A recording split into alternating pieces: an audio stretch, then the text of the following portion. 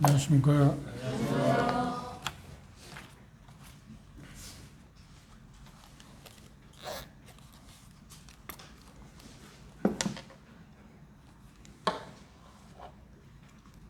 계시록 4장 보겠습니다. 요한계시록 4장 1절부터 끝절까지 한 절씩 교독하겠습니다.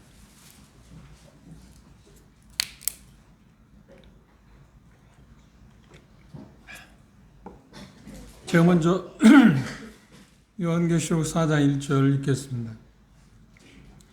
이 일 후에 내가 보니 하늘에 열린 문이 있는데 내가 들은 바 처음에 내게 말하던 나팔 소리 같은 그 음성이 가로되 이리로 올라오라. 이후에 마땅히 될 일을 내가 내게 보이리라 하시더라. 내가 곧 성령에 감동되었더니 보라 하늘에 보좌를 베풀었고 그 보좌 위에 앉으신 이가 있는데 앉으신 이의 모양이 벽옥과 홍보석 같고 또 무지개가 있어 보좌에 둘렸는데 그 모양이 녹보석 같더라. 또 보좌에 둘려 24 보좌들이 있고 그 보좌들 위에 24 장로들이 흰 옷을 입고 머리에 금방을 쓰고 앉았더라. 보좌로부터 번개와 음성과 뇌송이 나고 보좌 앞에 7 등불 켠 것이 있으니 이는 하나님의 7 영이라. 보좌 앞에 수정과 같은 유리바다가 있고 보좌 가운데와 보좌 주위에 세 등불이 있는데 앞뒤에 등들이 가득하더라. 그 첫째 생물은 사자 같고 둘째 생물은 송아지 같고 셋째 생물은 얼굴이 사람 같고 그 넷째 생물은 날아가는 독수리 같은데 네 생물은 각각 6 날개를 가지고 그 안과 주위에는 눈들이 가득하더라. 그들이 밤낮 쉬지 않고 이르기를 거룩하다 거룩하다 거룩하다 주 하나님 곧 전능하시니여 전에도 계셨고 이제도 계시고 장차 오시리시라 하고 그 생물들이 영광과 존귀와 감사를 보좌에 앉으사 세세토록 사시는 이에게 돌릴 때 24 장로들이 보좌에 앉으시니 앞에 엎드려 세세토록 살아계시는 이에게 경배하고 자기의 발을 보좌 앞에 들며 이르되 우리 주 하나님이여 영광과 존귀와 능력을 받으시는 것이 합당하오니 주께서 만물을 지으신지라 만물이 저희 뜻대로 있었고 또 지으심을 받았나이다 하더라.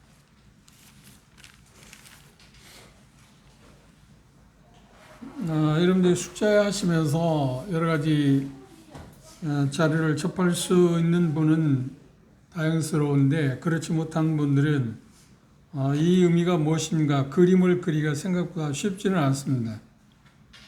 그런데 대경제님이 오늘 좋은 자료를 찾아가지고 우리에게 저는 여러분도 어땠는지 모르지만 한 주간 동안 계속해서 지난주 이 부분에 대해서 요한이 본 것, 아니 요한이 간 곳, 바울 사도가 가봤던 그 곳에 대해서 한 주간 동안 계속 그 시간 생각할 때마다 계속 그것을 생각하게 됐습니다. 그 전에도 자주 이 보좌에 나아가는 그 태도에 대해서 생각하기 때문에 자주 생각하긴 했는데 좀 구체적으로 요한이 우리에게 보여준 모습을 통해서 바울 사도가 보여준 모습은 구체적이지 않은데 그래도 요한이 본 모습은 좀 더 구체적이잖아요. 그런데 오늘 대경제가 뜻밖의 정말 그 명언을 이야기했습니다. 그게 뭐냐면 천상의 내용은 그 확실하게 안 보여준답니다. 그런 얘기인가? 뭐라고 그러네? 본인이 한번 읽어볼까요? 이게 좀 희미하니까 뭐라고 이야기하냐면 천상의 일은 그 확실하게 보여주는 게 아니라고 뭐 그런 쪽의 표현들. 그런데 정답 같습니다. 왜 그랬을까? 그러면 사람으로서 그 한계가 있고 요한 쪽을 보면 사람으로서 한계가 있고 그걸 표현한다는 게 한계가 있고 그리고 하나님께서 그것들을 요한의 한계를 넘어서서 자세하게 서술할 수 있고 할 수는 있지만 왜 하나님께서 그런 어떤 제한적인 것만 보여줬을까 하는 일에 대해서 우리가 궁금증을 가질 수 있는데 제 생각입니다. 그걸 다 보여준다 그래도 이해도 못하고 실상 그렇죠. 왜 그러냐면 이 육체를 갖고서는 그걸 볼 수 있는 게 아닙니다. 우리가 주님을 닮은 사람으로서 그 나라에 직접 가보기 전에는 그걸 다 실감할 수 없기 때문에 아마 하나님께서 제한적으로만, 우리는 종종 그런 이야기잖아요. 맛보기, 잠시 맛보기로만 그런 보여주는 게 아닌가 하는 그런 생각을 했습니다. 여기 주목해야 할 게 보면 어떤 거냐면 지난 시간에 우리가 본 것 가운데서 요한이 하늘나라에 가서 본 것이 첫 번째 본 거 뭐라고요? 보좌를 봤습니다. 보좌를 봤다. 그 보좌를 봤다고 이야기하고 있습니다. 첫 번째 본 것이 보좌입니다. 이 보좌와 관계된 내용들을 우리가 잘 생각해 보면 보좌란 문자와 관련해서 생각해 보면 그 내용을 조금 이해하기에 좀 정리하기에 좀 좋다고 그렇게 생각합니다. 하늘의 보좌를 베풀었고 두 번째 본 건 뭔가요? 보좌 위에 앉을 시간이 있었다. 앉으신 분이 있었다. 그분이 누구냐고 하는 것은 후반부에 거룩하다 주 하나님 곧 전능하시니라 하고 내 생물이 찬양하는 모습을 통해서 그분이 하나님이시라고 하는 것을 우리가 볼 수 있고 5장에 가면 여전히 똑같이 예수님도 그곳에 계셨다고 하는 것을 우리가 볼 수 있습니다. 그런데 그것을 보는 순간에 요한이 소리친 게 있습니다. 뭐라고 소리쳤나요? 보좌에 하늘에 올라가서 그 보좌를 보았을 때 뭐라고 하냐면 그렇게 이야기했습니다. 2절 보시면 내가 곧 성령에 감동하였더니 보라고 말했습니다. 보라. 내가 보는 게 너무 정말 신기하다, 기이하다. 그래서 함께 감동하고자 하는 그런 마음으로 보라고 외치고 있는 것을 볼 수 있습니다. 소리쳤습니다. 하나님을 보라고, 하나님의 보좌를 서 있는 것을 보라고 이야기하고 있습니다. 그건 뭐 어떤 걸 이야기하냐면 하나님의 어떤 주권적인 다스림, 보좌에 앉으셨다고 하는 것은 그리고 어떤 권위에 대한 상징이기도 합니다. 7장 15절을 볼까요?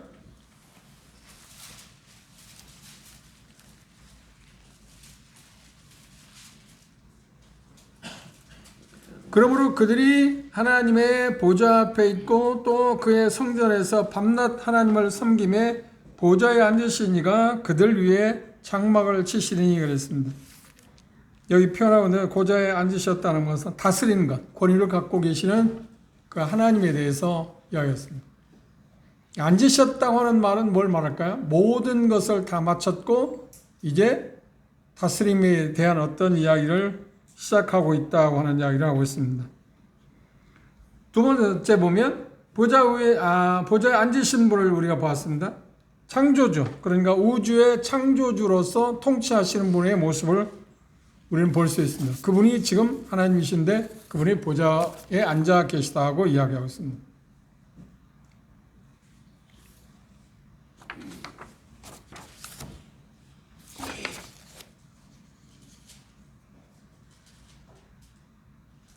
앉아 계신 모습은 뭘 이야기하는가요? 어떤 다스림의 모습. 그리고 앉아 계시다고 하는 말은 그분이 구속에 완성하셨다고 하는 것이 거기에 가미되어 있습니다. 주님은 그 보좌에서 다스리시는데, 보좌에 앉아 계시고 다스리시는데 뭘 하기 위해냐면, 우리가 이제 다음에부터 볼 거지만 이제 심판하기 위해서 그분이 앉아 계시는 모습을 볼 수 있습니다. 그런데 이 말씀에 보시면, 자세히 보시면, 앉으신 이에, 그러니까 보좌가 있었고, 보좌에 앉으신 분이 있는데, 앉으신 이의 모양이 벼곡과 홍보석 같고, 또 무엇과 같다고요? 무지가 있어 보좌에 둘렸는데, 그 모양이 녹보석 같다. 그랬습니다.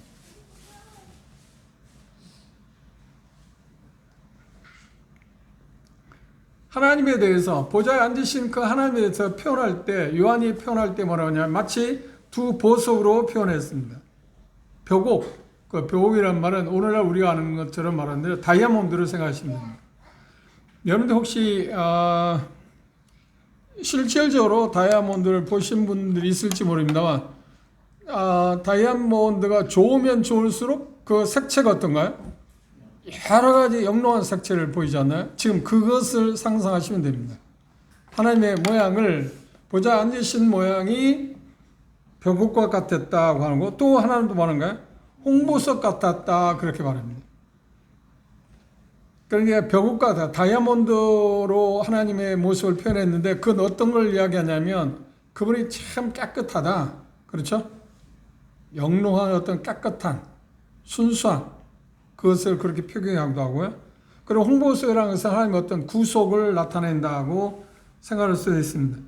그런데 출애굽기 28장 17절에서 21절에 보면 이스라엘 백성들이 하나님께서 그들을 마음 가운데 두고 있다는 것을 표현하기 위해서 뭐냐면 대제사장들이 가슴에 흉배를 붙이는 게 있습니다. 그 흉배에 보면 12개의 보석이 있습니다. 근데 12개의 보석 가운데 여기 나오는 모습을 보면 벽옥과 홍보석은 첫 번째 보석하고 마지막 보석으로 기록되어 있습니다. 한번 참조해 볼까요? 출애굽기 28장을 넘어가 보시죠.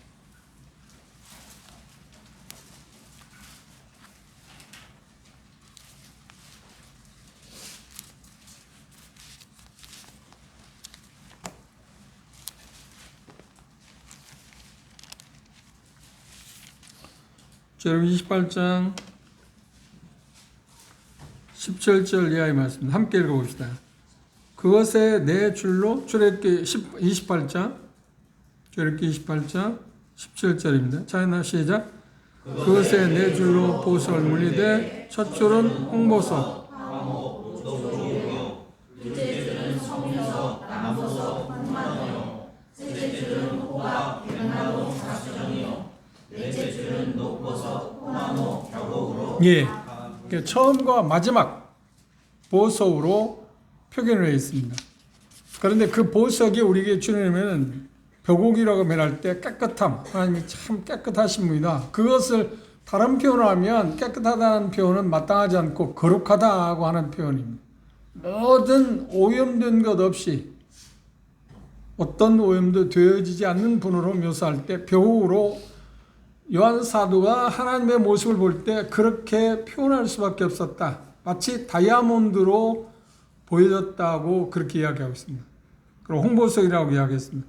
그런데 이스라엘 백성들의 12지파의 그 보석을 12개로 묘사되어 있는데 그 보석 마지막과 첫 번째 보석과 마지막 보석인데 이스라엘, 그러니까 야곱의 첫 번째 아들이 누군가요? 르우벤입니다. 그 다음 마지막 아들이 누군가요? 베냐민입니다.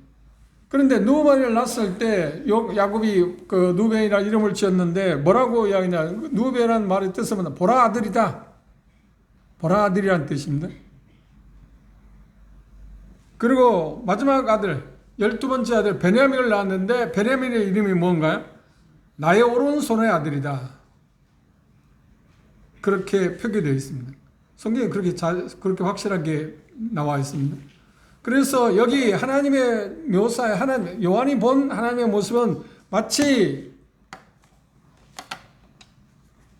다이아몬드처럼 홍보석처럼 그렇게 보였다고 말하고 있지만 여기서 조금 더 생각해 볼 수 있는 게 있다고 뭐냐면 이스라엘을 하나님께서 품으신 분으로 이렇게 표현할 수 있다. 그런데 이런 것들을 가르쳐서 뭐냐면 우리는 어떻게 보면 영예라고 이야기할 수 있습니다. 그 조심스러운 이야기입니다. 그렇게 생각하는 건 어려운 일일 수 있는데 그렇게 생각하는 사람도 있다고 하는 것 때문에 제가 말씀을 드립니다. 까닭 잘못하면 영예로 흘러가게 되면 어려움이 될 수 있습니다. 그래서 단순히 문자적인 의미에서 볼 때 하나님의 모습을 보좌에 앉으신 분의 모습을 요한은 뭐라고 표현하냐면 벽옥과 홍보석 같았다라고 표현했습니다. 그 말을 한마디로 말하면 뭔가요? 참 감히 표현할 수 없는 분으로 모습을 그렇게 표현했다. 그러니까 자기가 사람들에게, 그러니까 요한계시록을 읽는 수신자에게 하나님의 모습을 알려줄 수 있는 게 뭐냐면 그렇게밖에 말할 수밖에 없었다 하는 걸 여러분 이해하시면 됩니다. 한마디로 말하면 참 영롱한, 정말 순수한 분, 정말 밝고 그런데 그 밝기가 너무 상상할 수 없을 만큼 아름다운 분으로 보여졌다고 한 표현을 이렇게 이야기하고 있습니다. 그런데 거기에 가미돼서 또 뭐가 있나요? 보좌 주위에는 뭐가 있었다고요? 무지개가 있었다고 그랬습니다. 무지개가 있었다 그랬습니다. 그런데 그 무지개의 색깔은 어떤 색깔인가요? 우리가 일반적으로 아는 것은 그 7가지 색깔이 있잖아요. 그런데 여기에 나오는 모습을 보면 무지개가 뭔 색깔로 나와 있다고 그랬나요? 녹보석처럼 보였다. 그 모양이 녹보석 같았다고 말합니다. 그렇죠? 녹보석이라고 말하고 녹보석 같았다고 말합니다. 그런데 중요한 것은 어떤 그 색채가 중요한 게 아니라 보석 자체가 중요한 건 무지개가 우리에게 보여주는 건 뭔가요? 그렇죠. 약속. 다시는 물로 심판하지 않겠다고는 그 약속의 표시, 그 언약의 표시로 무지개를 보였다. 하나님에 대해서 요한이 그 보여진 것은 무지개를 봤다고 무지개 같이 보였다고 하는 것을 둘레에 있었다. 둘레에 있었다고 하는 말은 뭐냐면 그런 약속을 철저히 지키신 분으로 자기가 볼 수 있었다고 그렇게 생각하시면 됩니다. 문자적인 의미로 우리가 접근합시다. 쉽게. 그렇죠? 그렇게 접근하는데 영예보다는 그렇게 이 부분에 대해서 특별히 요한계시록 전체에서 보면 영적으로 영예를 향해서 생각하는 사람들이 많이 있습니다. 그런데 얼마든지 상상을 초월할 수 있잖아요. 그렇죠? 그래서 그런 것들은 뭐 도움이 될 것 같으면 이야기를 하긴 하겠지만 그렇지 않으면 저는 그냥 그 문자적인 의미로 받아들이고 가는 게 요한이 표현할 수 있는 방법이 그것이었기 때문에 그걸 통해서 우리가 볼 수 있는 것은 하나님은 무엇을 보였다고요? 이 세상의 그 어떤 것으로도 표현할 수 없을 만큼 황홀한 모습이었다고 이야기하시면 됩니다. 그런데 그 중에서 어떤 게 빼놓을 수 없는 게 뭐가 있다고요? 그러면 철저하게 약속을 지키시는 분. 그런 분으로 보여줬다고 우리가 생각하시면 됩니다. 그 다음 네 번째, 보좌 둘레에는 뭐가 있었다고요? 보좌 둘레. 그러니까 보좌 둘레라는 말은 지금 하나님이 앉아 계시는 보좌 둘레가 뭐가 있었다고요? 24 보좌가 있었다. 24 보좌가 있다. 24개 보좌가 있었다고 그랬습니다. 그렇죠? 그런데 24개 보좌가 있었는데 그 보좌에 누가 있었다고 했나요? 24 장로들이 앉아 있었다고 그랬습니다. 그런데 장로들이 특징이 뭘 가냐? 장로들의 특징은 세 가지가 있습니다. 첫째, 보좌, 그러니까 하나님 보좌 중심으로 해서 둘레에 24개 보좌가 있었는데 그 보좌에 누가 앉았다고요? 24 장로들이 앉아. 보좌의 첫 번째 24 장로들이 앉았다. 24 장로들의 이제 우리가 규명하기 위해서 그럽니다. 보좌에 앉았다. 그랬습니다. 두 번째는 어떻게 하는가요? 흰 옷을 입었다. 세 번째는 뭔가 금 면류관을 쓰고 있었다고 이야기합니다. 이 세 가지가 24 장로가 누구를 말하냐 하는 것에 대해서 가장 확실한 힌트를 얻을 수 있는 방법입니다. 그런데 계시록 이미 예수님께서 7교회에 대해서 언급할 때 이기는 자들에게 약속할 때 이 세 가지에 대해서 언급을 했습니다. 그렇죠? 이 세 가지에 대해서 각각 언급을 했습니다. 보좌에 앉게 해주겠다고 하는 뭐라고 하나? 3장 21절에 보시면 그렇죠. 이기는 자에게 보좌 함께 앉게 해주겠다고 그랬습니다. 그렇죠? 라오디게아 교회에 대한 이야기겠습니다. 그리고 두 번째 3장 5절에 보시면 흰옷을 입은 사람들에 대해서 흰옷을 입게 하겠다 이야기했습니다. 그게 누구에게 이야기하는가요? 교회에 지금 이긴 사람들에 대해서 이야기했습니다. 세 번째 금 멸관을 쓰고 있다고 그랬습니다. 계시록 2장 10절에 보면 이기는 사람들에게 뭘 약속했나요? 멸관을 주겠다고 이야기했습니다. 그러면 여기 24 장로가 누구일까 하는 것에 대해서 쉽게 앞에서 계시록에 나온 다른 성경 안 찾아봐도 우리가 정리할 수 있는 게 뭔가요? 이미 휴거된 그리스도인들을 대표하는 거다. 교회를 대표하는 거라고 말하는데 주저하지 않을 수 있습니다. 그렇죠? 그렇게 바라보는 것이 가장 합당하다고 생각할 수 있습니다. 24 장로는 누군가 하는 문제에 대해서 우리가 이렇게 그런데 여러 가지로 이야기하는 사람이 있어요. 24 장로들은 마치 이스라엘이다. 그런데 이스라엘이 아닌 이유는 아직 이스라엘은 구속받지 않았으니까. 그렇죠. 이스라엘 민족이 아직 구속받지 않았어. 환란 기간 동안에 그들이 구속받을 거니까. 구원받게 될 거니까. 그럼 이스라엘은 아니다 하고 이야기했습니다. 그리고 환란에서 나온 성도들이다. 그것도 지금 아직 시작되지 않았습니다. 7장에 가서야 나오기 때문에 이들도 역시 아닙니다. 그래서 가장 타당성 있는 것은 우리가 지난 시간에 본 것처럼 이리 올라오라고 할 때 그것이 휴거라고 말할 수는 없죠. 휴거와 닮은 5가지 이유를 설명했습니다. 그래서 여기 이미 휴거된 성도들을 대표한다, 교회를 대표한다고 바라보는 것이 가장 타당성 있다고 생각할 수 있습니다.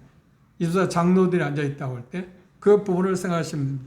그 다음 5번째로 본문에 보면 보호자로부터 뭐가 있나요? 4장 5절을 주목해 보십시오.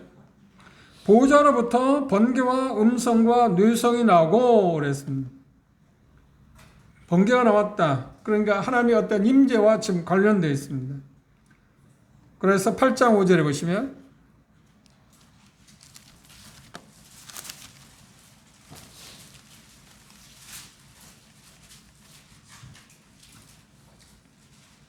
천사가 향로를 가지고 단 위에 불을 담아다가 땅에 쏟음에 뇌성과 음성과 번개와 지진이 나더라 그랬습니다.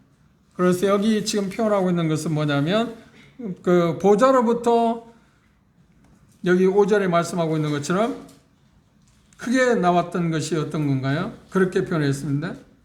보좌로부터 번개와 음성과 뇌성이 나고, 그래서 이건 뭘 말하냐면 환난기에 하나님의 어떤 심판에 대한, 하나님이 이제 심판하시겠다는 모습을 관련이 있다고 하는 것을 우리는 볼 수 있습니다.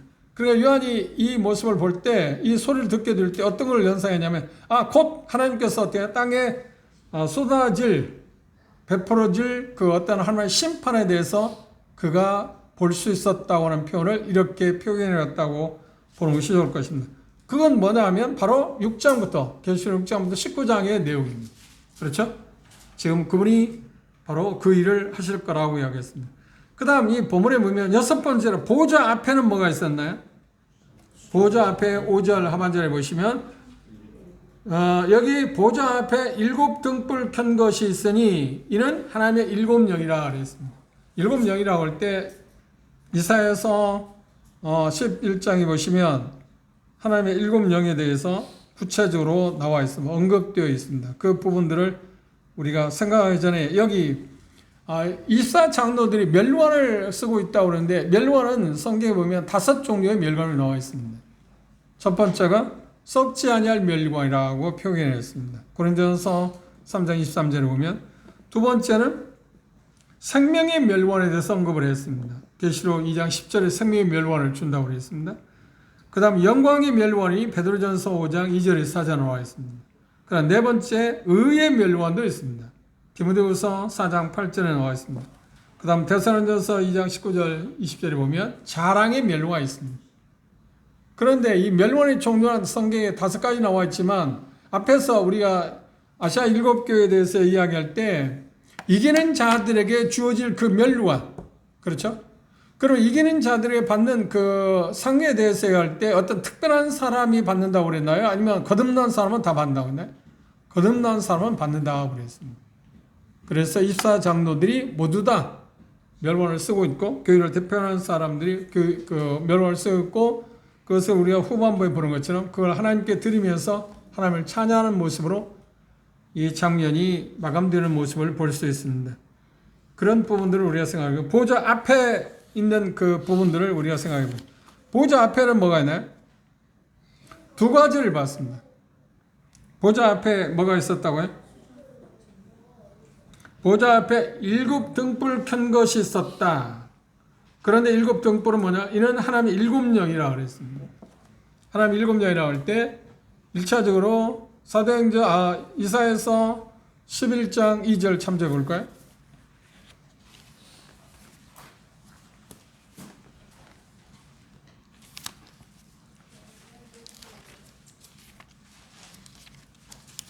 이사야 11장 2절입니다. 이사야 11장 2절 함께 읽어볼까요? 시작. 여호와의 신 곧 지혜와 총명의 신이요 모략과 재능의 신이요 지식과 여호와를 경외하시다. 첫째 뭐라고 했나요? 여호와의 영이라고 말했습니다. 그 다음 두 번째 지혜의 영이라고 그랬습니다. 세 번째 총명의 영, 네 번째 모략의 영, 5번째 재능의 영, 그 다음에 6번째 지식의 영, 그 다음 7번째 여호와를 경외하는 영이라고 그랬습니다. 이건 뭐라면 그 성령의 어떤 충만함, 성령에 대한 가장 완성된 그 모습에 대해서 이렇게 표현했다고 생각하면 좋을 것입니다. 보좌 앞에 첫 번째 보여진 것이 불타는 등불 7개를 보았습니다. 어떤 성령의 모든 어떤 충만함에 대해서 이야기하고 있습니다.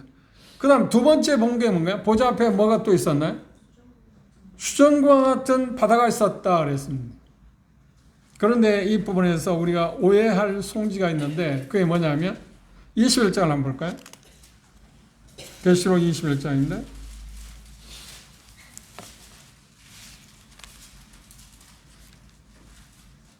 21장 1절 주목해 보시죠. 요한계시 21장 1절 읽어보시죠. 시작. 또 내가 새 하늘과 새 땅을 보니 처음 하늘과 처음 땅이 없어졌고 바다도 다시. 그렇죠. 하늘나라는 바다가 없어요. 그래서 요한이 본 두 번째 보좌 앞에 7명 등불 켠 걸 봤고 또 하나 바다 같은 게 있었다고 하는데 이건 은유적인 표현이라고 보는 게 맞습니다. 왜냐하면 성경은 성경을 갖고 해석해야 하니까. 하늘은 바다가 없습니다. 그렇다고 하면 뭘 이야기하는가요? 수정 같은 유리바다. 그러니까 하늘에는 바다가 없다고 그랬는데 여기 보면 그곳이 수정 같은 유리바다에 있었다는 말은 뭘까요? 그러면 연상해 보십시오. 뭐라고 이야기하겠나요? 어떤 빛나는 세상에서 쉽게 말하면 상상을 초월하는 그 어떤 아름다움에 대한 표현을 이렇게 표현해요. 바다가 있다는 말은 아닙니다. 그렇죠? 바다가 없다고 계시록 20장 이야기하고 있는데 그것에 바다가 있다면 말이 안 되지 않나요? 그래서 상상을 초월하는 그런 아름다움, 그 표현을 우리 말로 영롱한 뭐 여러 가지 표현할 수는 있을 것입니다만 그것을 요한이 보좌 앞에 있는 것을 보았습니다. 그 다음 7번째로 보좌 둘레에는 뭐가 있었다고요? 보좌에서 가장 가까운 그 핵심층입니다. 그 여기 보좌는 지금 뭐냐면 하나님이 앉아 계신 그 보좌입니다. 그 둘레 가장 가까이에는 뭐가 있었다고 이야기하냐면 내 생물이 있었다. 내 생물이 있었는데 내 생물을 요한이 뭐라고 표현했나요? 첫째는 뭐가 같았다고요? 사자 같았다. 둘째는 송아지 같았다. 셋째는 사람 같았다. 넷째는 독수리 같았다. 나라는 독수리 같았다. 그래서 많은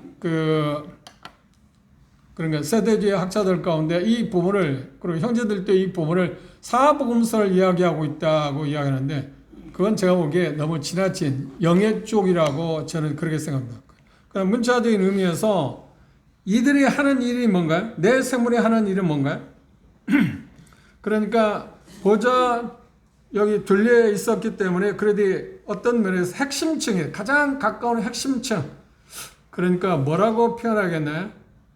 우리가 쉽게 이야기한다면 대통령하고 가장 가까운 사람들이 누군가요?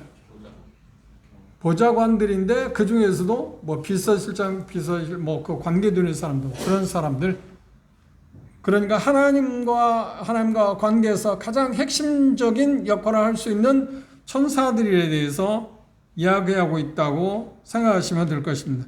천사들의 가장 고위층 그렇게 이해를 하시면 좀 쉽지 않을까 그렇게 생각합니다.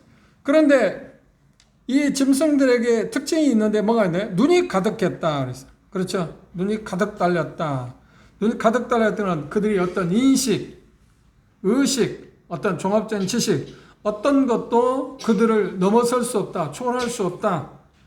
그분의 내 천사가 지켜보는 것에서 그 조사, 어떤 검사, 통제 그런 데서 피할 수 없을 거다 하는 표현을 이렇게 눈이 가득 달렸다고 하는 표현을 보는 게 눈이 많다는 앞뒤도 눈이 있고 여러 건 다 모두 다 볼 수 있다는 말 아닌가요? 그렇죠? 그것에 대해서 요한이 내 천사에 대해서 그렇게 말했습니다. 그런데 내 천사가 눈이 가득했을 뿐만 아니라 또 뭐가 있었다고요? 6날개가 있었다. 그렇죠. 6날개가 있었다. 6날개가 있었다는 어떤 최고의 어떤 책임과 특권이 하나님의 계획 속에서 나타나 있는데 그게 뭐냐면 모든 피조물로 하여금 하나님을 예배하게 하는 일에 그들이 지금 동원되고 있습니다. 그렇죠. 그들이 거룩하다 여기 보면 그렇게 나와 있습니다. 8절 주목해 보시죠. 내 생물이 각각 6날개가 있고 그 안과 주위에 눈이 가득하더라. 그들이 밤낮 쉬지 않고 이르기를 거룩하다 거룩하다 거룩하다 주 하나님 곧 전능하시니요 전에도 계셨고 이제도 계시고 장차 오실 자라고 그 생물들이 영광과 존귀와 감사를 보좌에 앉으사 세세토록 자신에게 돌릴 때 24 장로들이 보좌에 앉으신 분에게 자기들이 멸관을 드리면서 동일하게 뭐예요? 예배에 참여하고 있습니다. 그러니까 예배를 인도하고 독려하는 그런 역할을 이 네 천사가 그런 어떤 특별한 의미를 부여하지 말고 그들의 사명은 그것이었다. 물론 다음 요한계시록 6장 이하에 나오는 천사들이 나올 때 이런 이들에 대해서도 언급이 되어 있으니까 하는 일들은 여기에서는 보면 전능하시는 하나님을 예배하게 하는 일에 그들이 봉헌하고 있다, 쓰여지고 있다, 사역하고 있다고 생각하시면 될 겁니다. 여섯 날개가 하는 일은 모든 피조물을 이끌어서 전능하신 하나님을 예배하게 하는 일에 대해서 표현할 때 여섯 날개가 있었다고 표현합니다. 그 점들. 그건 이사야서 1장에 보면 6장에 이사야가 본 그 천사들의 그룹들이 있었는데 날개를 펴고 있었다. 그리고 우리가 알고 있는 출애굽기에도 보면 성막 또 성전에도 어떻게 하냐면 그룹이 날개를 펴고 이렇게 뭐를 그런가요? 그 지성소를 지켜보고 있는 모습이 봅니다. 그래서 여기에 나오는 네 동물들은 천사의 고위층의 천사들인데 그들이 하는 역할은 모든 것을 감시하고 통제하고 모든 걸 나중에 이제 심판하는 일에 기여도 하겠지만 여기 본문에서는 단순히 뭐라 하면 예배를 인도하는 일에 그가 종사하고 있다. 특별한 특권이 주어졌는데 특별한 특권이 뭐냐 하면 계속해서 예배하는 것으로 나타나 있습니다. 우리가 지난주에 그 이야기 있잖아요. 우리에서 최고의 특권이 뭐라고요? 예배하는 거라고 했죠. 그러니까 이 네 천사가 가장 중추적인 역할을 하는 네 천사가 하는 일이 뭐냐면 하나님을 예배하는 데 기여하고 있다. 그런데 우리가 얼만큼 예배가 중요하냐는 것을 이들이 지금 우리에게도 증언하고 있습니다. 그렇죠? 그들이 특별한 특권이 있는데 그게 뭐냐면 하나님께 예배를 하는 일에 자신들이 드리고 예배할 뿐만 아니라 다른 모든 피조물로 하여금 하나님을 예배하게 하는 일에 그들이 독려하는 일들이 쓰여지고 있다고 이끌어서 전능하신 하나님을 예배하게 하는 일에 그들이 사명이다 하는 것을 생각해 볼 수 있습니다. 여덟 번째로 보좌를 향해서 어떤 일이 있는가를 보십시오. 8절에서 11절에 보시면 그렇게 나와 있습니다. 우리가 본 것처럼 보좌에 앉으신 하나님께 늘 예배를 지금 마무리하고 있습니다. 그런데 예배의 내용을 보면 7가지 요소가 나와 있습니다. 첫째 뭔가요? 내 생물이 하나님을 예배하고 있습니다. 내 생물은 뭐라고요? 하나님의 거룩하심을 찬양하고 있습니다. 이사야서 6장을 볼까요?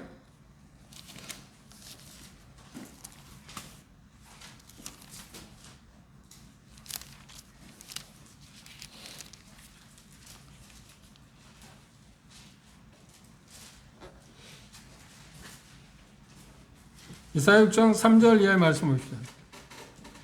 3절부터 1절부터 3절까지 봅시다. 시작. 우시아 왕이 죽던 해에 내가 본즉 주께서 높이 들린 보좌에 앉으셨는데 그 옷자는 성전에 가득하였고 수납들은 보셨었는데 각기 6 날개가 있어 그 둘로는 그 얼굴을 가리웠고 그 둘로는 발을 가리웠고 그 둘로는 날며 서로 청하여 가로되 거룩하다 거룩하다 거룩하다 만군의 여호와여 그 영광이 온 땅에 충만하도다. 똑같은 이야기, 거의 같은 비슷한 이야기잖아요. 그래서 이들의 역할은 하나님을 예배하는 일에 총력을 기울이고 있는 모습. 그뿐만 아니라 모든 만물로 하여금 자기들이 그렇게 하고 있을 뿐만 아니라 모든 만물로 하여금 하나님을 예배하는 일에 독려하고 있는 일에 쓰임을 받고 있습니다. 내 생물이 하나님의 거룩하심을 찬양했습니다. 두 번째는 뭐냐면 하나님의 능력을 찬양하고 있습니다. 누가? 이 내 생물의 하나님의 능력을 찬양하고 있습니다. 하나님은 어떤 약함도 전혀 없다. 그리고 그분의 능력을 초월할 사람은 아무도 없다. 신도 아무도 없다고 이야기하겠습니다. 하나님의 뜻하신 그 모든 것들 다 행할 수 있다고 하는 표현을 이렇게 말하고 있습니다. 어떤 것도 어떤 피조물도 막을 수 없고 그분이 다 행할 수 있다. 능력에 대해서 이야기하고 있습니다. 그런데 하나님 능력이 가장 크게 나타난 부분이 어떤 것일까? 뭘 통해서 하나님의 능력이 가장 두드러기 나타났을까요? 창조. 그래서 하나님을 예배하는데 가장 으뜸되는 게 뭐냐면 하나님은 창조주다고 하는 겁니다. 하나님은 창조주다. 이 세상에 수많은 신들이 있는데 그 신이 정말 어떤 신이 참신이냐 이야기할 때 창조했느냐 안 했느냐에 달려 있습니다. 창조할 능력이 있느냐 없느냐. 그렇죠? 오늘 차트 보면서 사단에 대한 이야기 했습니다. 그런 여러 개 이야기 했는데 귀신 오다 보면 깃발 꽂고 점하는 사람도 있잖아요. 그런데 귀신 사단 이야기를 앞에서 하고 같이 이야기하는 것을 제가 들었는데 대단히 중요한 이야기를 했습니다. 뭐냐면 그 이양재 씨가 뭐라고 표현하냐면 하나님만 미래를 알지 모든 이 세상에 어떤 신도 미래를 알 수 없다. 이건 정답입니다. 그렇죠? 만일에 사단이 미래를 알 수 있으면 예수 그리스도를 십자가에 못 박겠네? 아니죠. 그 자기 함정에 빠지는데 자기가 심판받을 일을 왜 하겠습니까? 그렇죠? 미래에 대해서 오직 아는 분은 그분이에요. 그런데 중요한 것은 뭐냐면 하나님이 하나님 되심의 가장 극치가 최고의 능력이 뭐냐면 천지 창조하신 것. 우주를 만드신 거예요. 그게 하나님의 최고의 능력입니다. 그 외에도 많이 있어요. 오면서 여하튼 사단도 많은 능력을 행하지 않나요? 죽은 자도 살리기도 하고 어떤 게 그 가짜일 수는 있을지 모릅니다. 요한계시록 13장에 가보면 적그리스도가 죽었다가 살아났다 할 때 그 문맥을 보시면 죽었는데 정말 죽었는데 살려냈을까 아니면 죽은 처럼 보였는데 살려냈을까 설왕설래하긴 합니다만 사단은 많은 능력을 갖고 있습니다. 그런 많은 능력을 갖고 있지만 만물을 창조하지는 못합니다. 창조는 못한다. 파괴하는 일에 그가 어떤 능력을 베풀 수는 있을지 모릅니다. 그런 능력을 갖고 있습니다. 마귀가. 그렇죠? 그런데 하나님은 우주 만물을 창조하십니다. 그래서 이 네 천사가 하나님의 능력을 찬양할 때, 예배할 때 찬양하면서 말하면 그분이 창조주다 하는 말을 하고 있습니다. 능력에 대해서. 그러니까 우리가 꼭 기억할 것, 하나님이 능력이 있다고 이야기할 때 꼭 기억할 거 뭐냐? 하나님이 창조주다. 이게 못할 게 없다는 표현입니다. 창조했으니까. 그렇죠? 하나님의 능력을 창조했습니다. 그리고 세 번째, 하나님의 영원하심을 찬양했습니다. 누가 지금 하고 있나요? 이 네 천사가 지금 하고 있는 일입니다. 하나님의 영원하심을 찬양하고 있습니다. 영원성, 그분은 하나님의 어떤 분이라고 그래요? 시작도 끝도 없는 분. 그분은 시작이 없어요. 그래서 그분이 뭐라고 표현하냐면 나는 있었다고 말한 거예요. 있느니라 그래요. 현재형 항상. 그렇죠? 그것을 출애굽기에서 하나님께서 모세에게 말하는 이스라엘 백성들이 나를 만나신 분이 누구냐고 말하면 뭐라고 말할까요? 할 때 뭐라고 했냐? 스스로 있는 자다. 스스로 있는. 그래 요한복음에서 6번이나 예수님께서 그것을 예수님이 직접 사용했어요. 나는 뭐라고요? 생명이다. 나는 이다. 뭐뭇이다. 현재. 항상 그분이 시작도 없고 끝도 없는 분. 영원하신 분. 그래서 계시록 우리가 1장에서 이미 본 것처럼 그것을 말하는 시작과 끝, 알파와 오메가라고 하는 표현을 썼습니다. 하나님의 영원하심, 그걸 찬양하고 있습니다. 그 다음 내 생물이 보좌에 앉으신 분에게 영광과 영예와 또 감사를 드리는 찬양을 했을 때 뭘 이끌어내나요? 드디어 24장로들이 그 일에 동참하고 있습니다. 그렇죠? 여기 보면 그러면 24장로들은 하나님의 엎드려 예배를 하고 있는데 그것이 요한계시록 6번 나와 있습니다. 5장 8절에 나와 있고 14절, 7장 11절, 11장 16절, 19장 14절에 6번 나와 있는데 여기에 첫 번째로 지금 나와 있습니다. 그러면 그 모습을 우리가 본문을 한번 보십시오. 10절 보십시오. 여기 4장 10절. 24장로들이 보좌에 앉으신 이 앞에 엎드려 그러니까 경배한다, 예배한다고 할 말은 엎드려 절한다는 표현도 들어있습니다. 엎드려 뭐라고 했나요? 세세토록 사시는 이에게 경배하고 예배하고 자기의 멸관을 보좌 앞에 드리며 가로되 여기 뭐 멸관을 드린다는 말은 뭔가요? 자신들의 어떤 거룩함, 자기들의 공로, 자기들의 어떤 영예, 자기들의 보상에는 전혀 관심이 없다. 그리고 오직 이사 장로들에게 초점이 누구에게만 있어요? 하나님의 영광에 맞춰 있습니다. 하나님의 영광에 비추면 자기들이 갖고 있던 업적 그 어떤 것도 아무런 의미가 없다. 하잘것없는 거다. 그래서 드린다고 하는 말은 그런 것을 표현하고 있습니다. 물론 자기들이 가지고 있는 그냥 문자적인 의미에서 보면 자기들이 가장 소중한 지금 보상을 받은 거냐 상급이잖아요. 그걸 하나님께 드린다고 하는 말은 하나님께서 나에게 이런 것들을 주셨는데 이게 하나님으로부터 온 겁니다 하는 은혜에 대한 어떤 감사 표현을 하지만 그것도 틀림없이 있습니다. 드린다고 하는 것 자체가. 그렇죠? 그러나 거기에 더 깊은 의미가 있다면 하나님 외에 그 어떤 것도 가치가 없다. 보잘것없는 거다. 하나님의 영광에 비춰보면 하잘것 없는 거다. 아무런 의미도 없다는 의미에서 그걸 드린다고 바라보는 것이 훨씬 좋을 것입니다. 입사 장로들은 주님 곧 그들의 주님이시오. 또 하나님께서 영광과 영의 그 어떤 능력을 받으시는 것이 합당하시는데 왜냐고요? 이유가 뭐라고 했나? 하나님을 창조하셨기 때문에. 만물을 창조하셨기 때문에. 마음이 창조주 하나님에 대해서 성경은 가장 크게 말하고 있습니다. 우리는 하나님 창조주 하나님에 대해서 간혹 잘못 생각하거든요. 잘못 생각하는데 아니라 그렇게 깊이 있게 크게 생각지 않아요. 그런데 예배 드리는 모습을 보면 가장 큰 제목이 뭐냐면 하나님 창조주다. 여기 입사 장로들이 표현하고 있는 것처럼 그렇게 하나님께 영광, 영예, 능력 받은 것이 합당하다고 그러는데 이유가 뭐냐고 할 때 주님이 만물을 창조하셨기 때문이라. 그래서 모든 능력의 극치도 어디에 있다고요? 창조에 있습니다. 모든 영예도 어디 있다고요? 그분이 창조에 있습니다. 영광도 어디에 있어요? 그분이 창조에 있습니다. 창조주 그 하나님. 그래서 예배 때 우리가 하나님의 창조의 하나님에 대해서 어떤 본문에서 나오는 것을 통해서 그렇게 우리가 예배할 수 있습니다. 그들의 예배의 모습을 보십시오. 드리며 가로되 우리 주 하나님이여 영광과 존귀와 능력을 받으시는 것이 합당하오니 왜냐하면 뭐라고요? 그런데 우리 번역에는 그렇게 안 나와 있습니다. 하나님이여 영광과 존귀와 능력을 받으시는 합당하오니 주께서 만물을 만드시니라. 그런데 원문에 뭐냐? 왜냐하면 왜? 주께서 만물을 지으셨기 때문이다.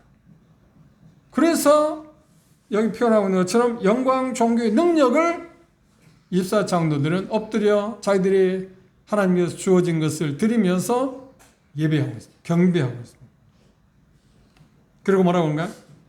또 하나, 왜 하나님께 영광과 여기 표현하고 있는 것처럼 존귀와 능력을 돌려드리냐면 두 번째, 만물이 주의 뜻대로 있었고 또 지으심을 받았다. 그 말은 뭐냐면 요한복음 1장에서 말하는 것처럼 그분이 지으신 것을 그분의 말씀으로 지금 뭐라는 거예요? 운행하고 있다. 요한복음을 보십시오.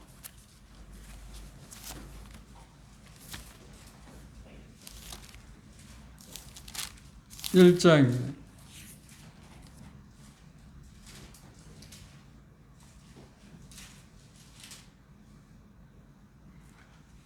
(2절) 그가 태초에 하나님과 함께 계셨고 만물이 그로 말미암아 지은 바 되어서 그는 누군가? 예수님입니다. 그리고 지은 것이 하나도 그가 없이는 된 것이 없다. 여기서는 지금 창조주가 누구로 나와 있나? 요한복음에서는 예수입니다. 지금 요한이 본 것은 사도 요한이 본 것은 성부 하나님을 지금 봤습니다. 그래서 5장에 가면 바로 이 창조주이신 동격에 계시는 예수님에 대해서 이야기하고 있습니다. 히브리서 1장을 보실까요?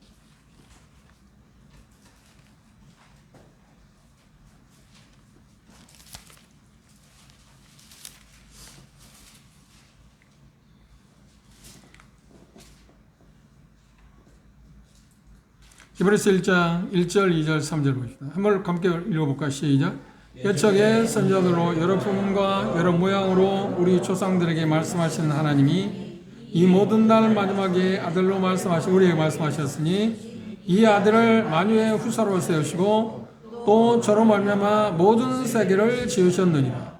이는 하나님의 영광과 영광의 광채시요 그 본체의 형상이시라. 그의 능력의 말씀으로 만물을 붙드시고 계십니다. 그렇죠? 그래서 여러분 성경에도 여기 요한계시록 4장 11절에 우리 주 하나님의 영광과 존귀와 능력을 받으시기에 합당하오니 하고, 왜냐하면 써놓으시면 훨씬 더 의미가 있을 겁니다. 그렇죠? 더 쉽게. 왜냐하면 그분이 창조주시고, 또 하나 그분이 창조하신 것을 그분의 능력의 말씀으로 붙들고 계십니다. 이게 가장 하나님의 위대성에 대해서 이야기할 수 있습니다. 성경에서, 성경 전체에서 가장 강조하고 있는 게 뭐냐면 창조주, 하나님이 어떤 분이었다? 창조주다. 창조주다. 이게 가장 큰 핵심이다. 하나님이 창조주라는 것에 문제를 가져오면 모든 것이 무너져 버립니다. 그렇죠?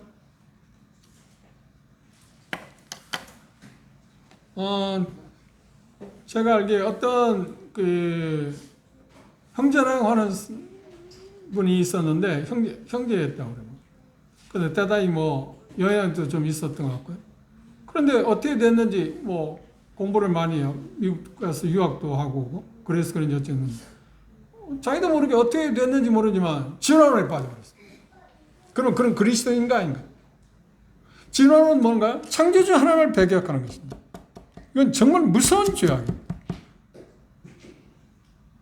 그냥 이론적으로 우리가 생각할 때 모든 것을 진화되었다고 하는 것이 별스러운 거 아닌 것처럼 보이지만, 성경 전체에 보면 창조주 하나님을 거역하는 것에 가장 큰 게 뭐냐면, 하나님께 주어진 가장 큰 게 뭐냐면 그분이 창조주라는 것을 부인하는 것입니다. 진화는 무서운 거예요. 그래서 하나님이 창조하셨다고 성경 분명히 말하고 있잖아요. 성경의 가장 큰 핵심 골자 뭐라고요? 창조주 하나님. 창조. 예배의 가장 큰 골자도 뭐였나요? 극치가 뭐였나요? 그분이 창조주다. 내 천사장도 여기 24 장로들도 하나님을 예배할 때 하나님께 영광과 존귀와 능력을 돌려드리는데, 왜냐하면 그분이 창조주시기 때문에. 이 창조주 하나님을 우리는 정말 강조해요.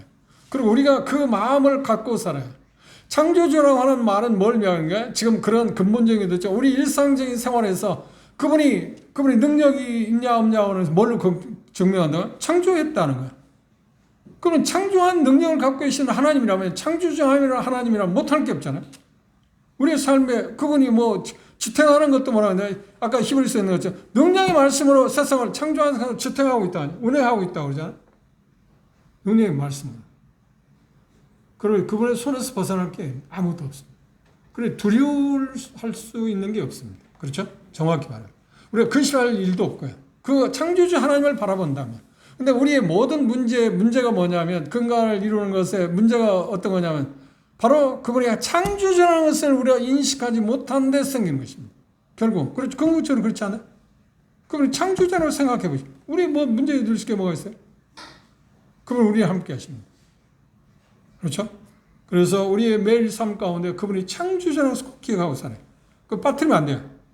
이게 가장 큰 능력이 바로 거기에 있고, 하나님 되심의 가장 두드러진 모습이 뭐냐? 첫 번째 손꼽을 수 있는 게 뭐냐면 그분이 창조주다.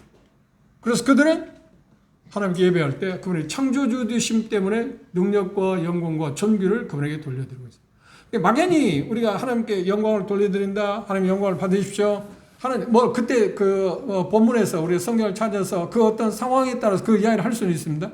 그러나 궁극적으로는 그분이 창조주이기 때문에 우리가 그분의 능력과 영예와 존귀를 돌려드리는 것입니다. 그렇죠? 창조주시기 때문에.